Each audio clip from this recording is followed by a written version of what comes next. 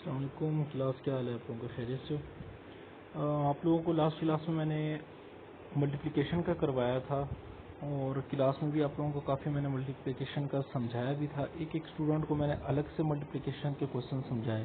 ठीक है, ईद से पहले भी हम लोगों ने तकरीबन एक हफ्ता हमने मल्टीप्लिकेशन पे लगाया था, क्योंकि काफ़ी सारे स्टूडेंट्स को ये इशू था कि हम लोगों को मल्टीप्लिकेशन नहीं आती। तो मैंने आप लोगों को मल्टीप्लिकेशन सिखाया था। कुछ क्वेश्चंस मैंने आप लोगों को डिवीजन के भी करवाए थे, लेकिन मेन टॉपिक हम लोगों का मैक्सिमम जो है वो मल्टीप्लिकेशन का ही रहा है। लास्ट लेक्चर में भी मैंने आप लोगों को मल्टीप्लिकेशन का क्वेश्चन करवाया। ठीक है, और आप लोगों को रिकॉल हो गया होगा कि मल्टीप्लिकेशन के क्वेश्चन कैसे होते हैं। उसके अलावा मैंने आप लोगों को मल्टीप्लिकेशन के क्वेश्चन के हवाले से एक क्वेश्चन होमवर्क में भी दिया था। अब बात आई डिवीजन की। अब हम डिवीजन को देखते हैं कि डिवीजन के क्वेश्चन कैसे सॉल्व किए जाते हैं, डिवीजन में क्या क्या चीज़ें होती हैं और कैसे किया जाता है। इससे रिलेटेड मैंने आप लोगों को क्वेश्चन क्लास में भी ईद से पहले करवाए थे, लेकिन वो आप लोगों को मुझे पता है कि वो भूल चुके होंगे। तो अब एक क्वेश्चन और देख लो कि वो कैसे किया जाता है। एक दो क्वेश्चन मैं करवाऊंगा, उसके बाद होमवर्क भी मिलेगा, तो वो आप लोगों ने काइंडली उसको घर में परफॉर्म करना है, क्योंकि इसके ऊपर भी पूरी एक एक्सरसाइज गिवन है। आप लोगों ने कोशिश ये करना है कि मैं मल्टीप्लिकेशन और डिवीजन को अच्छे तरीके से समझो, क्योंकि इस पे पूरी पूरी एक्सरसाइज है और वो एक्सरसाइज आप लोगों ने करनी है। ठीक है, हेल्प करूंगा मैं, लेकिन करनी आप लोगों ने खुद है। ठीक है, अच्छा नेक्स्ट हम देखते हैं क्या एक क्वेश्चन है। मैं आपको बताता हूँ 65 डिवाइडेड बाय 5। हमारे पास लेट सपोज एक क्वेश्चन आ गया 65 डिवाइडेड बाय 5। अच्छा, इसमें डिवाइड के क्वेश्चन में तीन चीजें होती हैं। एक होता है डिवाइजर, एक होता है डिविडेंड। ठीक है, डिवाइजर डिविडेंड मेन रोल इन दो का होता है। एक होता है क्वोशंट। क्वोशंट क्या चीज है, डिवाइजर क्या है, डिविडेंड क्या है, मैं आप लोगों को भी बताता हूँ। डिवाइजर वो जिससे हम डिवाइड करते हैं, सॉरी, डिवाइजर वो जिसको हम डिवाइड करते हैं, और डिविडेंड वो जिससे हम डिवाइड करते हैं। लेट सपोज अब ऊपर क्वेश्चन लिखा हुआ है 65 डिवाइडेड बाय 5। अब किसको किससे डिवाइड करना है? हमेशा छोटी वैल्यू को बड़ी वैल्यू के साथ डिवाइड किया जाता है। अब इसमें से छोटी वैल्यू कौन सी है, 5 है, और जो बड़ी वैल्यू वो कौन सी है, 65 है। तो हमेशा छोटी वैल्यू को हम डिवाइड करते हैं बड़ी वैल्यू के साथ। जो छोटी वैल्यू होगी वो डिवाइजर होगी, जो बड़ी वैल्यू होगी वो डिविडेंड होगी। बस इस चीज को याद रखना है कि डिवाइजर और डिविडेंड कैसे हम फाइंड कर सकते हैं। जो डिवाइजर होता है वो बाहर आ जाता है, यानी कि 5 वो बाहर होगा, और जो डिविडेंड है वो अंदर लिखा जाता है। इसको हम सॉल्व करते हैं कि ये सॉल्व कैसे होता है। ठीक है, अच्छा अब हमारे पास हम लोगों ने देखा कि डिवाइजर और डिविडेंड का फर्क हम लोगों को पता चल गया। अब हम लोगों ने इसको डिवाइड करना है कि कैसे डिवाइड होता है। ठीक है, ये हमारे पास 65 मैंने आप लोगों को कहा कि ये अंदर आएगा, ठीक है, ब्रैकेट में, और 5 जो है वो बाहर। इसमें राइटिंग मेरी थोड़ी सी खराब होगी, तो आप लोग कोशिश करना कि आप लोगों को ये समझ आ जाए, और अगर समझ ना आए तो आप लोग नीचे कमेंट में बता दीजिएगा कि हमें ये समझ नहीं आया। 5 का टेबल है, 5 का टेबल, बल्कि इससे पहले मैं आप लोगों को एक एग्जांपल दिखाता हूँ। उस एग्जांपल को देख के आप लोग समझ जाओगे, और फिर मैं आप लोगों को ये वाला क्वेश्चन करवाऊंगा। ये देखो, ये एक क्वेश्चन हमारे पास गिवन है। ठीक है, इसमें आप लोगों के पास डिवाइजर भी दिया हुआ है, डिविडेंड भी दिया हुआ है, और क्वोशंट की वैल्यू भी हमारे पास गिवन है। 9 हमारे पास क्या है, 9 हमारे पास डिवाइजर है। ठीक है, ये देखो डिवाइजर है, और डिविडेंड हमारे पास क्या है, डिविडेंड हमारे पास है 75। ठीक, अब क्वोशंट क्या है, क्वोशंट हमारे पास है 8। 8 कैसे आया वो हम बाद में देखेंगे। सबसे पहले इन्होंने क्या किया, इन्होंने 9 का टेबल पढ़ा, 9 का टेबल पढ़ा कि इनको 75 डायरेक्ट मिल सकता है कि नहीं मिल सकता। अगर 75 डायरेक्ट 9 के टेबल में आता है तो गुड, अगर 75 की टेबल 9 के टेबल में 75 नहीं आता, तो हम कोशिश करते हैं कि हम लोग उससे छोटी वैल्यू देखें। 9 के टेबल को अगर आप 8 तक पढ़ते हो तो वो 72 आता है, लेकिन अगर 9 के टेबल को आप 9 तक पढ़ते हो तो वो 81 आता है। तो 81 इज ग्रेटर देन 75। ठीक है, तो आप लोग क्या करते हो, 81 से पहले वाले वापस लास्ट स्टेप पे चले जाते हो। लास्ट स्टेप क्या था, 9 का टेबल जब आप लोगों ने 8 से पढ़ा तो वो आया 72। ठीक है, तो उस 72 को हम लोग क्या कर देते हैं, ये मेंशन कर देते हैं। ये देखिए आप लोगों को 72 नजर आया कि 72 इसने कैसे लिखा है। ये टॉपिक मैंने आप लोगों को क्लास में भी समझाया है, तो मैं उम्मीद करता हूं कि आप लोगों को यहाँ जो है ये टॉपिक सही से समझ आ रहा होगा। फिर क्या है, 72 आप लोगों ने यहाँ लिख दिया, जो रिमेनिंग बचा उससे उसको माइनस करते हैं। जो रिमेनिंग बच गया, देखो 7 से 7 कट गया। ठीक है, 5 से 2 निकालो तो कितना रह गया, 3। ये जो 3 है हमारे पास कैसे आया, ये जो 3 है, अब हमारे पास जो 3 बच गया, अब 9 का टेबल पढ़ो कि 3 आ जाए, हो सकता है, नो। अब 9 के टेबल में 3 जब आएगा ही नहीं तो हम इसको मजीद सॉल्व नहीं करते, हम कहते हैं इसको यहीं तक सॉल्व करेंगे बस। इस तरह के क्वेश्चन में अगर हमारे पास एंड में कोई वैल्यू बच जाए तो हम कहते हैं कि ये रिमाइंडर है। ठीक है, क्या है ये, रिमाइंडर।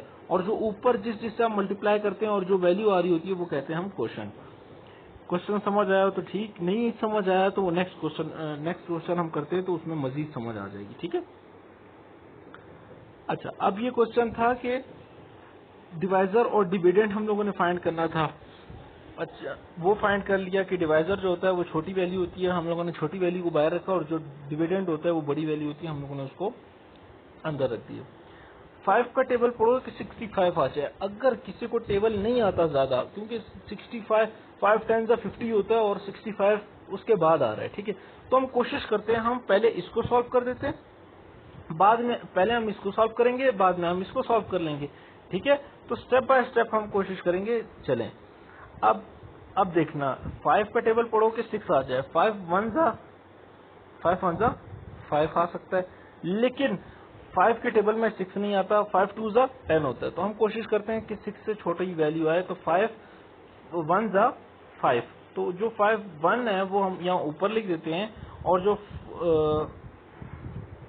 जो वैल्यू आएगी 5 1 जा 5 उसको हम यहाँ नीचे लिख देते हैं। ठीक है, 5 1 जा 5 लाइन लगाई।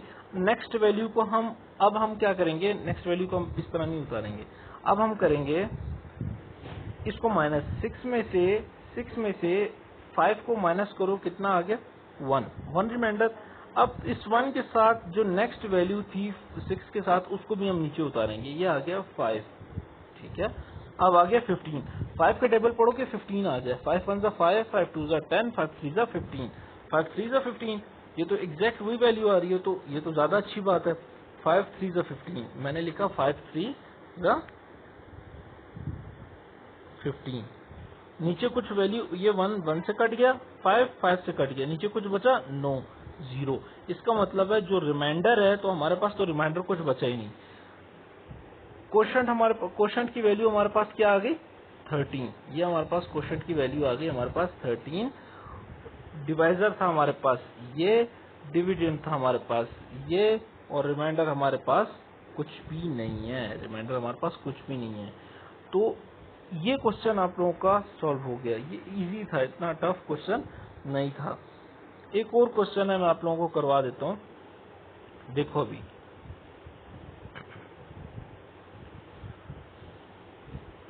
ठीक है, 4 4 0 8, मैं इस तरह का क्वेश्चन बना देता हूँ।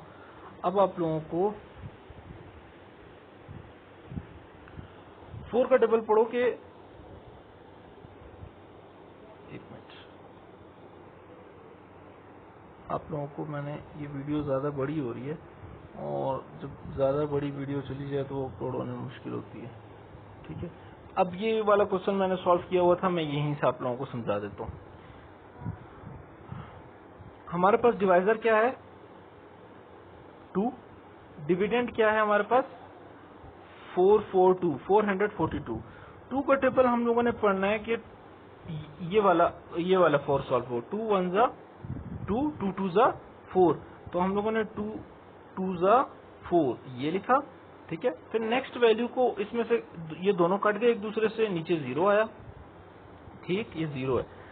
और फिर हम लोगों ने नेक्स्ट वैल्यू को हम लोगों ने नीचे उतारा, 2 का टेबल फिर से पढ़ा, 2 2 जा 4, ये वाला 4 आया हमारे पास, ये वाला 4, ठीक है। अब जब ये 4 आया तो फिर हम लोगों ने दोबारा 2 2 के टेबल से पढ़ा और उसका वैल्यू आ गई 4।